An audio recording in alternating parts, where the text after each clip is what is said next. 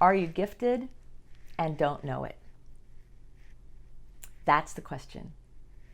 I'm Dianne A, and I'm here to tell you that it matters, that you know you're gifted. Because gifted people have a different experience of the world. It's not an ego trip or something's better than or worse than. It's simply different. And unless we understand the differences in ourselves and in others, then as a world, as a community, as a family, as a person, things can get really goofy and go awry. I am a gifted person. I work with gifted people. Gifted people have a different experience of the world. Most of the people who work with me didn't know they were gifted when they first found me, but they knew they could relate to me. And when I would explain their different sense of humor or their layered questions as a gifted quality, they would look at me kind of curious, like they didn't really get it, till I started explaining. And with education, these amazing gifted people now can thrive.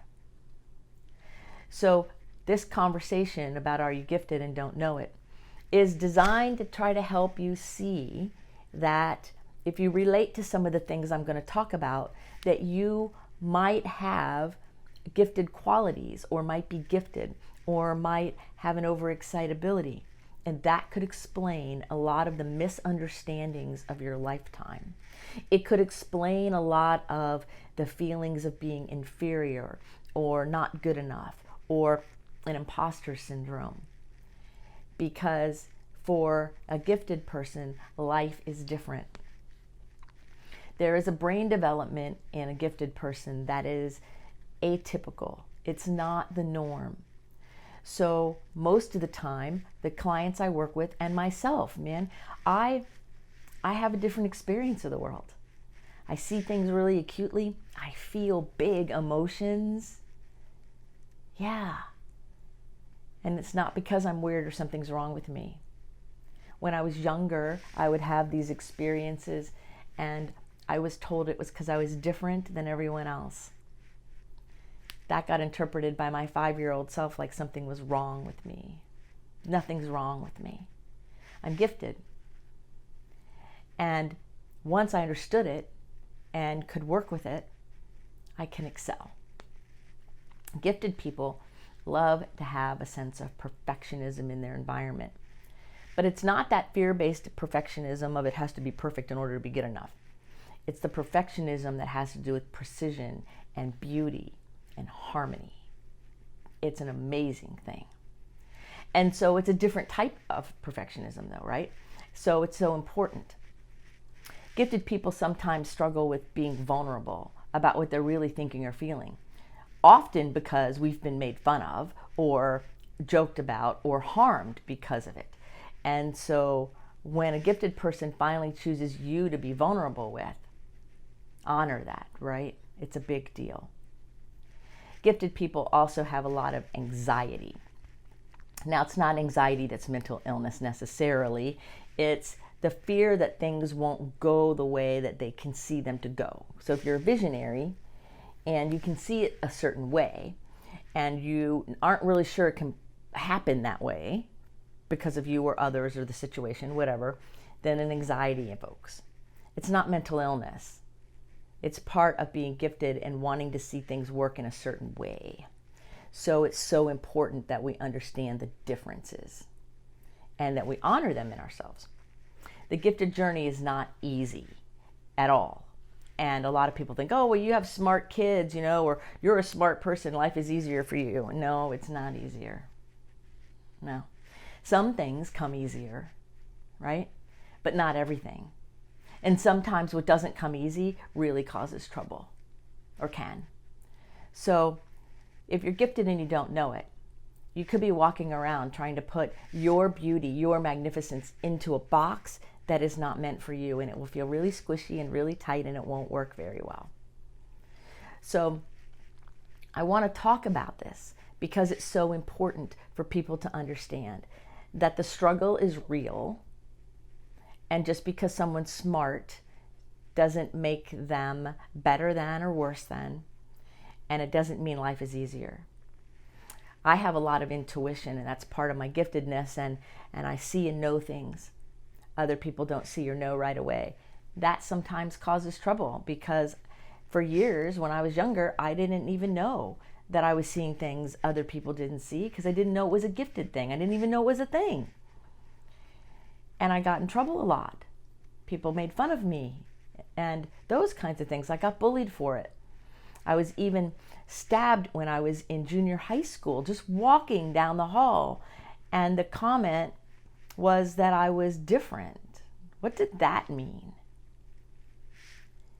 How did that get interpreted, right? Being gifted sometimes is not just about being better or weird, right? And the geeks, right? The geeky people, they're gifted. But so are the artists and the musicians and the athletes and the people that have passion. One thing cool about gifted people is it's really hard to bamboozle us with your logic, because we can logic with you, right? But that's also how you know if somebody is using their giftedness maybe against something, when they're trying to flip logic in circles without being able to come down to the core. So there's so many ways to look at this. I had a client one time who I really, really adore, and his giftedness, it was in the medical field, and he was able to put together treatment for people that was very precise, and it was life-saving. And he was educated that way. He understood it. He could see things that most couldn't. So he was very revered. And then he started working in this one place where a lot of the employees didn't really like the fact that he wouldn't socialize with them in the break room or whatever, and all of these things. And so one day he called me, and he was very upset because he was getting reported for not being social. I said, well, what were you doing that's not social? He goes, well, I just can't talk about soap operas, and I can't talk about the weather and things that I'm thinking of these important things on my break. And I said, do they understand that that's how you think? And of course they didn't. So I got involved, and I helped out with educating the employer, which was a medical facility, educating the attorneys and the other people involved in all this, because it became a big deal, to help the person see, the other people see, that just because somebody has a unique sense of understanding something doesn't mean they're being rude. And just because somebody doesn't understand it doesn't make it wrong. And that they hired him for this particular skill set that now they're trying to say is a problem. And so we found a way to work it out where they didn't want to have to make him talk about soap operas anymore, and that he was going to set better boundaries so they would understand why he didn't want to talk about soap operas, because he thought he couldn't understand it. So there was a disconnect in a couple different places. So gifted people need help with translation and bridges sometimes. And most of my clients, when they start working with me, they're visionaries and they're great and they're successful, but they don't really realize what gifted means. It means that we have a different nervous system in a lot of ways. Our vagus nerve, our brain, our neurology function sometimes in a more heightened way. So we have more things to think of and pay attention to. I do podcast interviews on this very Someone Gets Me podcast, and there are times when I will ask questions that are layered. To me, that's normal. I have to be careful that my interviewee is also on that same wavelength. And often I'll hear something like, well, that's a lot of questions in one, or that's got lots of layers. The answer is yes, it does, because that's how I think. So if I have to do things linear, one thing at a time without the layers, I can. It just takes more work. So gifted people will process differently and come up with things in a different, more creative, different way. It's not better or worse, though. It's just different. Gifted people have high standards by nature. Sometimes standards that are so high that it backfires on them because they want it to be so perfect out of the gate that they don't even take the first action, and they suffer tremendously. So sometimes the gifted people I work with have me kind of like working with them off stage. So when they're out there in the world on their life stage, they can function better and be happier and take action they need to take. Because sometimes that overthinking and those high standards create like a log jam in the brain, so to speak. So it's important. So if you're gifted and you don't know it and you're having struggles, then once you realize that it's part of the neurology, you can learn how to work with it. You can learn how to go, okay, that's that.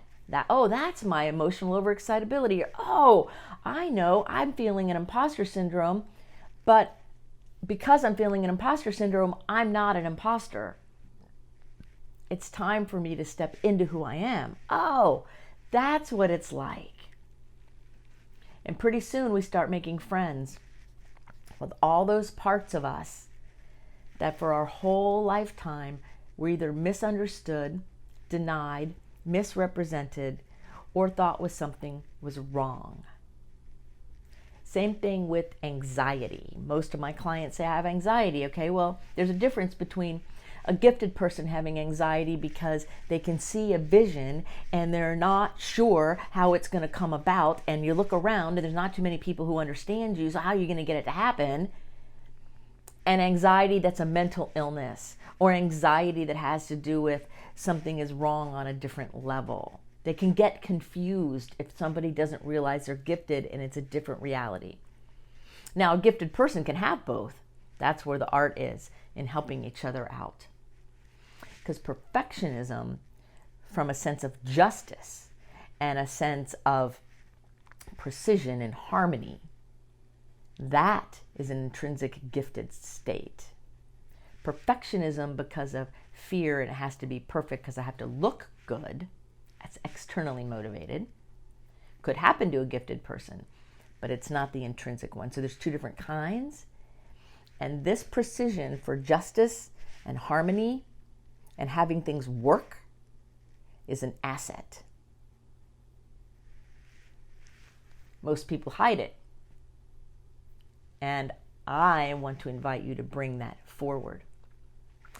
Gifted people who don't know they're gifted can feel alone and isolated, siloing themselves or isolating themselves from others. Because when you keep trying to engage with somebody who doesn't understand you, sooner or later you quit trying to engage. Or you think you're an alien. You know, when I was in high school, I thought I was an alien. I mean, I remember thinking I was at a senior board event, and I was on the senior board of my senior class, and we just had a blast, and we were having fun on the outside. But I remember on the inside thinking, they don't even see the real me. I think I'm an alien. I don't relate to what any of these people are saying. And I really didn't relate. Part of it was because I was introverted and shy. Part of it, a bigger part of it, was because I was gifted, and things that were important to me were different than the things that were important to them. Now, most of those people, I still know them, and we've been friends throughout all these years, are also really smart and gifted. They had a different reality. And they might have had some of the same thoughts. I should maybe ask them now that I'm thinking about it. But the point is that we can feel alone and isolated and have this sense of loneliness that's chronic sometimes. Because who is going to understand us? The more profound some of your gifts are, sometimes the more alone you can feel.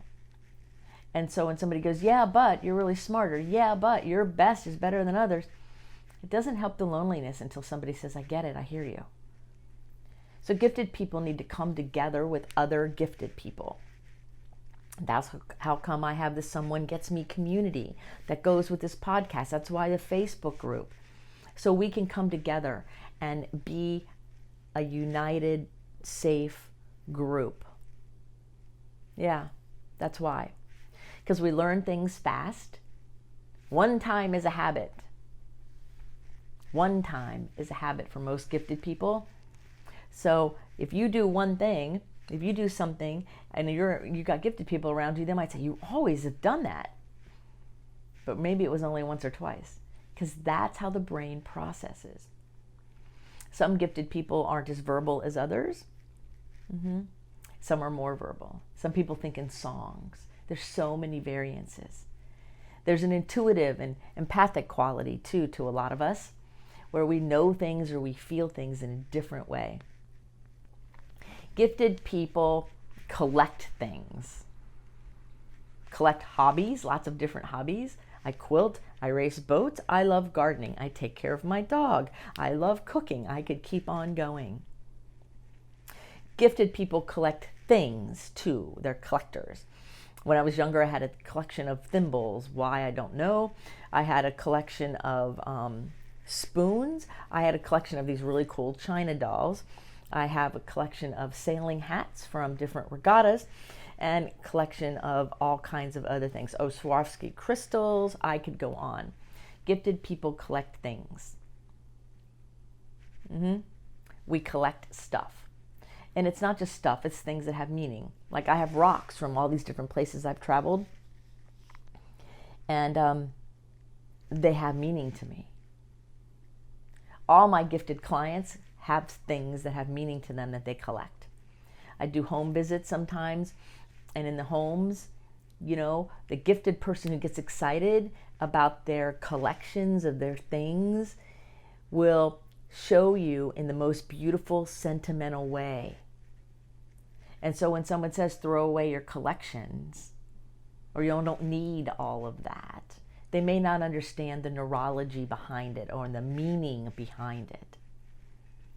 So if you're gifted and you don't know it, you could be cutting yourself down for some of the things that are uniquely beautiful and amazing about who you are as a person, as a being, as an amazing individual. So yes, you're probably intense and excitable. Yes. Intellectual intensity, emotional intensity, physical intensity, right? Or I have some friends who are chefs, and they have a taste sensitivity like no other. They can taste anything and tell you exactly what's in it. When I can tell you it's good, and I might be able to name some of the things. I have another person who can smell that way. Smell like a blend of essential oils and tell you what's in it and what proportions. I can tell you kind of and what it is. And the reason why I share that is because all gifted people are not the same, and our giftedness shows up differently in different ways with different people. So it's fun when you think about it, because it's always an exploration of how am I going to let this part of me show up next. So this matters. And it matters deeply to me, and I'm sure it matters to you, because we need to understand that what we think is normal isn't normal for everyone else. We need to realize that our natural curiosity, that part of us that wants to dive deep into things, is required for the betterment of our world, our life, our family, and us. That curiosity is what helps set us apart in a good way. So when your questions get halted or stopped or shut down, that is stunting your giftedness. So ask your questions. Find the right and appropriate way to do that, though, right? Be curious. Let it show up. That curiosity could lead down the perfect road to something amazing that everyone's seeking, and you've got the answer by asking the right question and being curious in just the right way. Understand that how you see the world might be different than others, but it doesn't make it wrong. Understand that the nuance of color. I give a homework assignment to my clients a lot to go outside in nature when it's either dawn or dusk, like that twilight time, and go watch for 5 minutes all the trees and tell me how many colors of green they see. Now I'm in Florida, so there's always green. So it's not like it's winter, right? It's not a trick.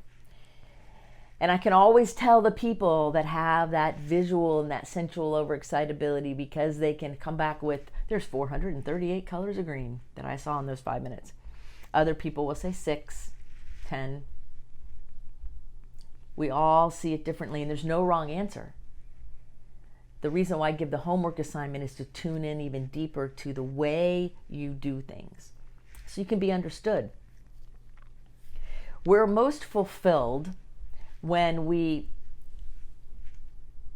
are choosing how to engage with the world rather than being in inaction and not engaging with the world. So the more we're able to connect to our meaningful goals, our vision, our passion, who we are, and then bring it out in a way that matters, that is when we're fulfilled. And when we're fulfilled, every human being then brings more harmony and peace and grace to the world. But it's that inner connection, that alignment that matters. It's that choosing to really live in that space and be proud of being gifted. Be proud of being different. Be proud of your diversity. That doesn't mean we shove it in people's faces. It means we use it for the greater good. It means that we take a stand for who we are and we use it for the greater good. It means that our collective journey requires that we radically shift the way we see the world and how we're interacting with the world. That if we as a culture, as a human, are going to keep evolving and transforming, which is what we're meant to do, then we need to embrace who we are. We want all people to have a safe trip through our consciousness. So those people who've judged us in the past or maybe judging us now, we love them from a distance. We don't have to agree with them. But if we're going to be our authentic, gifted self and bring all of us to the world and use our voice with purpose, then it's required that we start shifting ourselves and we begin to embrace and embody who we are. So embody who you are, embody your voice, embody your greatness, embody all of the quirky, goofy things about you. Embody the fact that it's okay that not everybody understands us. Why would we all want to be the same anyway? Embody the fact that you might feel differently. Let it all out. Let yourself be your authentic, real, amazing self. Now, some people say that being gifted and having gifts are the same. That's not true. All people do have gifts. Not all people are gifted. And that's good. We want everybody to be diverse. People who are gifted have a great spot in the world. People who are not gifted in the same way have different spots, and they're great too. We need it all. The answer is yes. But it's not the same as having gifts. It's different because the development of the brain and the nervous system is different. Because the processing in the computer up here is different. Not better, not worse, different.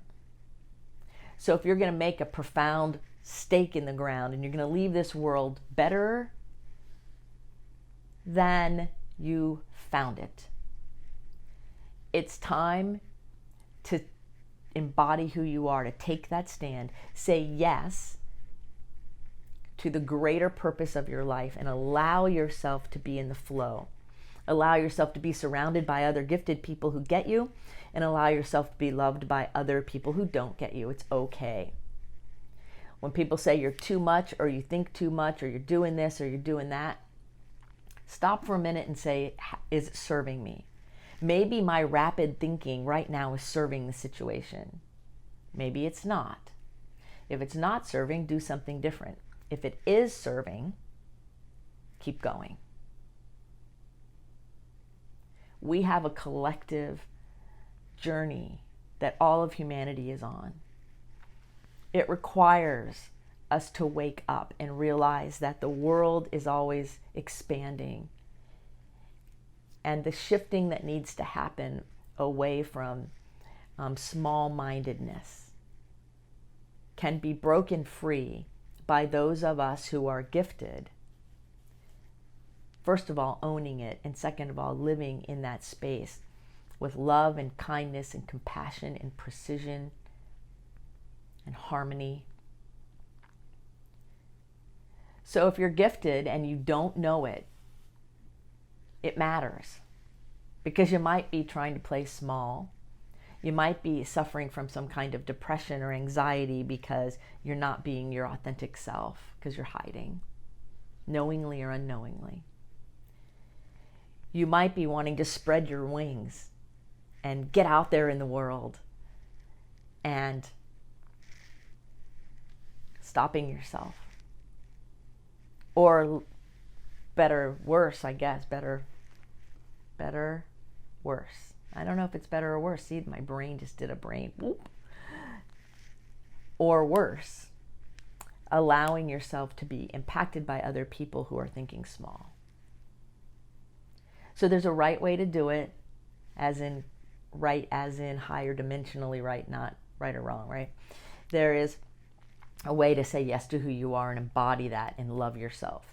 And then act upon the world, emerge with your giftedness right here on the platter. Here you go. Let me share who I am with you, really. If you're not respected for who you are, love that person from a distance. There's tons of us gifted people out here who love hanging out with you anyway. So let your quirkiness, your geekiness, your freakiness, your creativity, your intelligence, your heart, your empathy, your intuition, let it all show up. Allow yourself to be aligned. And then you'll see the real power and magnificence. And then you will see how come it matters that you step into who you authentically are, knowing that no two of us are the same. So comparison, no comparisons. Everybody is valuable. So use your giftedness for the good, for the higher good. Use your giftedness to help transform yourself and others. Use your giftedness to let your own inner joy show up.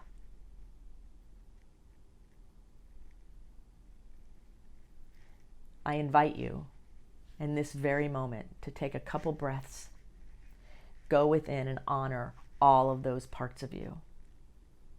And then, when you've put your shoulders back and you let all of you show up, let your brilliant light be like that lighthouse to the sailors in danger, to be that safe spot for the other gifted people. Come and join us with our Someone Gets Me network, where it's a sanctuary for gifted people.